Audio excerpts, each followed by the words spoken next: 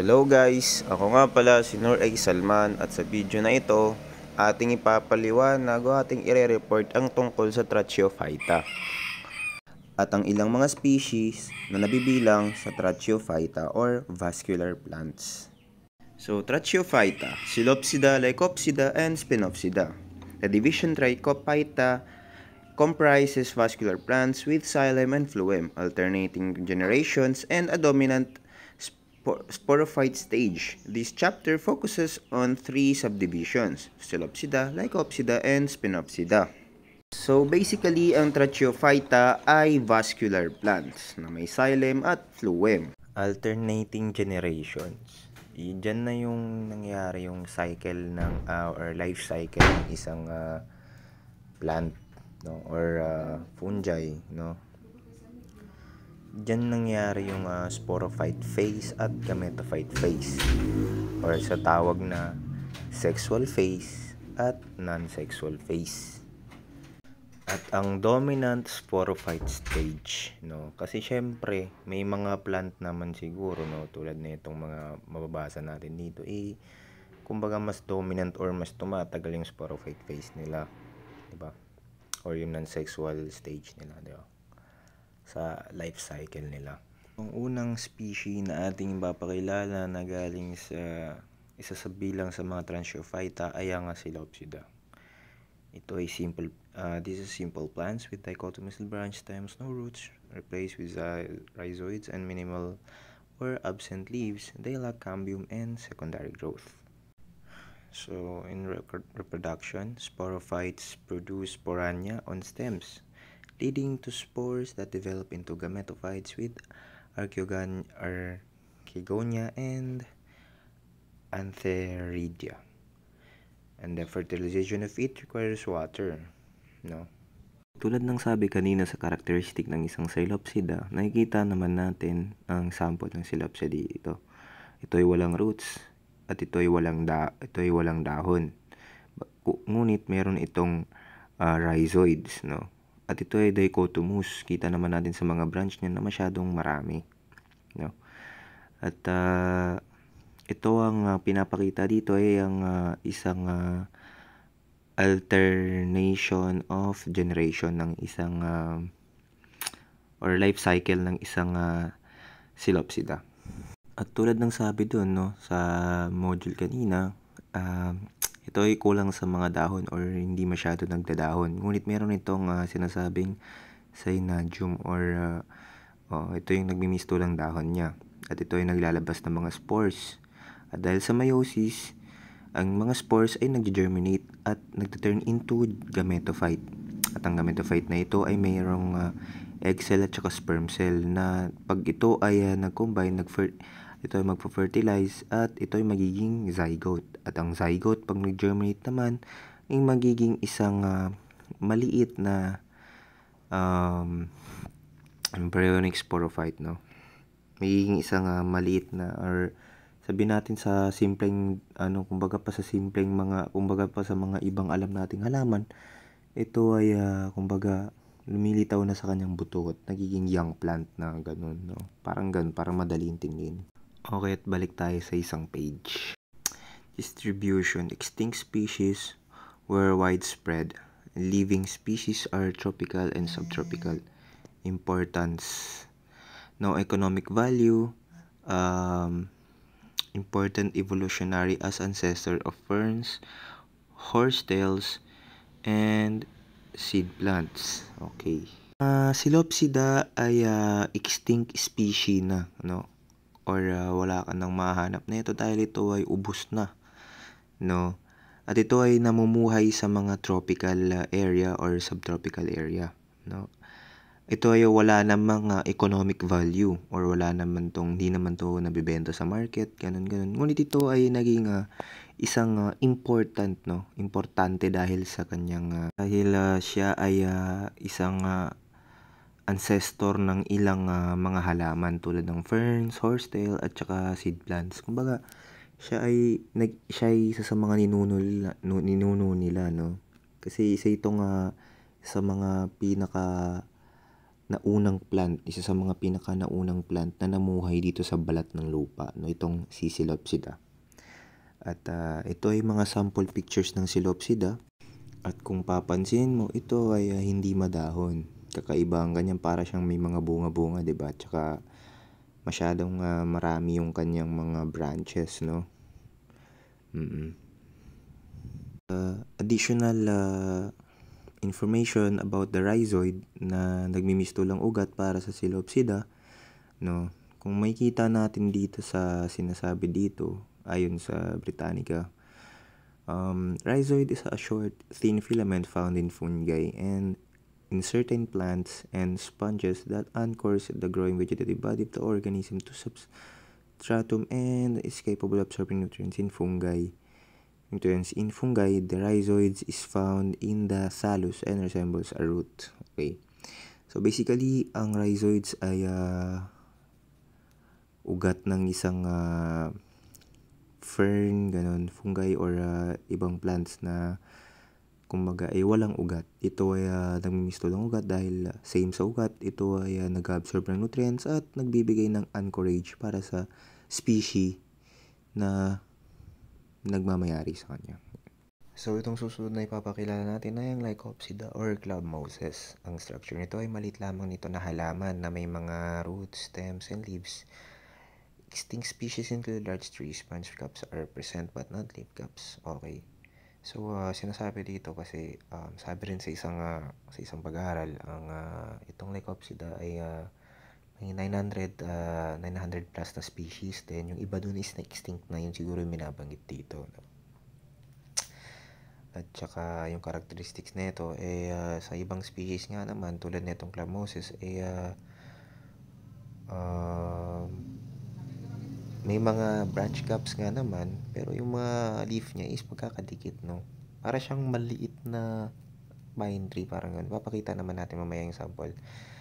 Ito, reproduction nito. Depende rin sa species kung paano ito mag-reproduce, no? Ito nito ang Lycopodium or sinasabing club moses. Nag-reproduce to ng one spore type. Gametophyte, can be photosynthetic or saprophytic. At saka sa iba namang species tulad ng Heterosporus, example sa Lagenelia, ito ay napoproduce ng dalawang spore types. No, tulad lamang din sa ibang flower, merong flower na yung species ng isang flower na mismong nagpo-pollinate sa sarili niya, tapos may iba naman yung nagpo-pollinate sa ibang flower sa mismong plant or sa ibang flower. Parang ganun din to. So dalawa yung binigay dito na sample ng Lycopsida. Pero ito, meron tayong sample dito na Lycopodium po. Ito yung club moss or Lycopodium, no? Ganito yung life cycle niya. Una-una, sa may mga bandang dulo ng dahon niya, meron tayong tinatawag na straw blues, no? Isa sa mga part niya na may sporanium or may spore doon. At ang spore na yon ay may spore mother. At mag-undergo siya sa meiosis at yung spore ay papaba sa syempre malalaglag yun kasi kita nyo naman yung stem niya ay yung stem niya mismo ay may mga rhizoids, no? Bababa sa rhizoids, doon na doon na mag-meet yung mga gametophyte, magpo-fertilize, magiging zygote, ayun, then magiging turn na naman siya sa pagiging maliit na Lycopodium hanggat sa magiging mature ulit. Parang ganun lang din, no? Tulad din sa ibang plant. Ito yung sample ng itsura ng actual na itsura ng isang club moses. Ito ay familiar siguro sa inyo, lalo't magpapasko na dahil ito ay ginagamit din na pang decor sa mga Christmas decoration, mga ganun. Okay, balik tayo dito. Distribution found globally, often in moist environments. Importance: limited economic use, example Christmas decoration, Lycopodium powder for fireworks. Extinct species contributed to coal formation. Evolutionary significance: show similarities to seed plants, example Heterospory, suggesting parallel evolution. So sinasabi dito, ito ay nahanap din kahit saan, madalas din sa mga mababasang environments or moist environments, no? At ang kanyang importansya sa economic ay ginagamit ito sa Christmas decoration, sa paggawa ng pulbura para sa fireworks. At ang mga extinct species nito ay ginamit na sa mga coal formation, no? At ang evolutionary significance ito ay nagpapakita ng halintulad sa mga seed plants na nagsasuggest ng parallel evolution.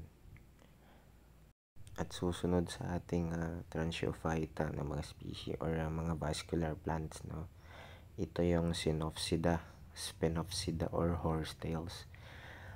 Structure ng plants na ito is plants with jointed hollow stems, shallow whorled leaves, and true roots. Living species are small, but extinct species including the large trees stems contain silica. So, ang sabi dito, ang halaman na ito ay may jointed or magkadikit na hollow stem. Yung hollow stem is kalintulad ng bamboo, no? Walang laman yung loob, hollow, ganun. At saka meron siyang maliliit na whorled leaves. Kumbaga, alam naman natin yung whorled, no, sa phyllotaxy, or yun yung mga leaves na kumbaga madami, no?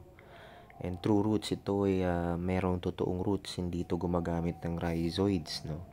Living species are small, yung mga natitirang species para nito ay maliliit na lang.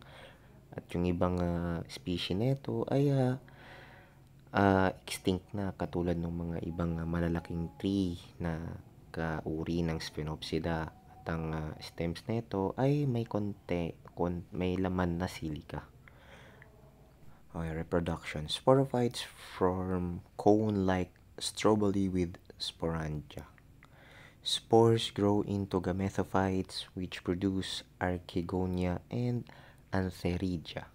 Fertilization occurs within water. The zygote develops into a young sporophyte nourished briefly by the gamethophyte. At sa section na ito, ipapakita natin ang isang life cycle ng isang Sphenopsida. Kung makikita natin, ito ay mukhang bamboo na maliit na merong mga whorled leaves, no? Ito ay may roots, no? At saka meron din naman tong rhizome, no? At dito sa may fertile shoot niya, ito ay may strobilus na naglalabas ng, at meron itong nagtaturn ito ng sporangiophore to sporangium, at ito ay naglalabas ng spore mother cells nag-undergo sa meiosis para mag-produce ng spores. At ang mga spores na yon ay tutubuan ng rhizoid, kasi syempre mag-germinate yun pala, tamang term, mag-germinate ito. At doon sa process na yon, ito ay maglalabas ng egg at saka sperm.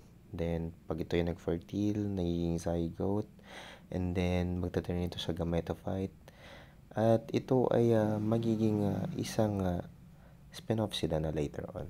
So ayun, ganun ang isang life cycle ng isang Sphenopsida. Ito naman ang isang itsura ng actual picture ng isang Sphenopsida. Mukha talaga siyang bamboo na maraming dahon, no?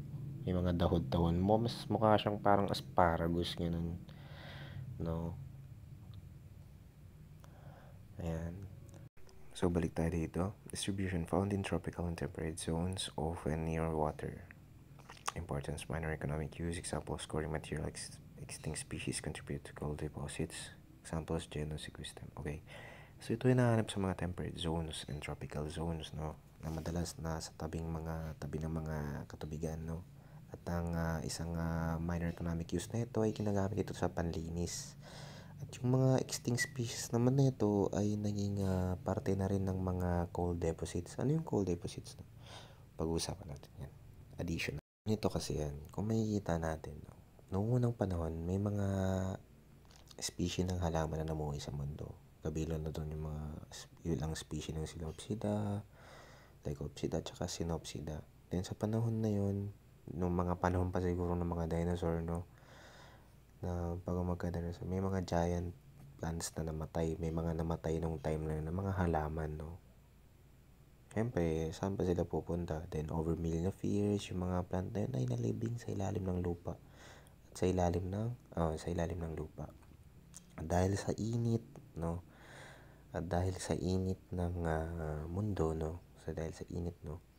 Nata-turn yun into a coal or nagiging mga uling. Ayun na yun. Yun na yung nangyari sa mga extincted species ng Transiophyta, no? Yun na yun.